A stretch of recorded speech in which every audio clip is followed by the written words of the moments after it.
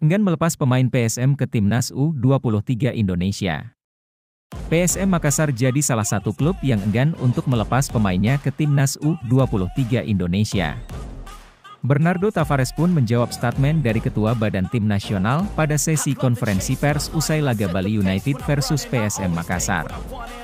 Menurutnya, ia tetap respek dengan siapapun yang bekerja di Timnas Indonesia.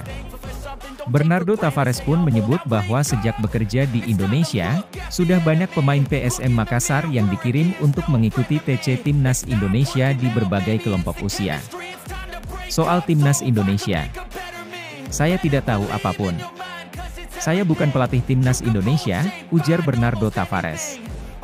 Saya tidak mengerti soal camp pelatihan. Saya hormati semuanya yang bekerja di sini.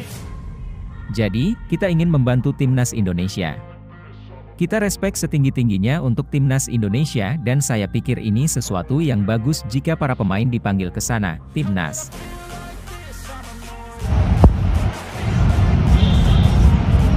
Polemik pemanggilan pemain Timnas U23 Indonesia. Sebagai informasi, Timnas U23 Indonesia kini sedang mempersiapkan diri menyambut Piala AFF U23 2023.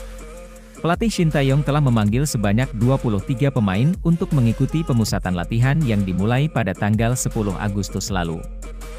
Namun, tak semua pemain sudah bergabung. Pada latihan perdana terdapat 6 nama yang masih absen. Hal tersebut disebabkan karena berbagai alasan, salah satunya yakni akibat tak mendapatkan restu dari klubnya. Contohnya adalah Rizky Ridho, Persija, dan Jaki Ashraf, PSM.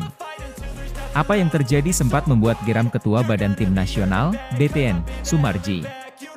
Sumarji menegaskan bahwa seharusnya klub melepas pemain bila mendapatkan pemanggilan dari tim nasional.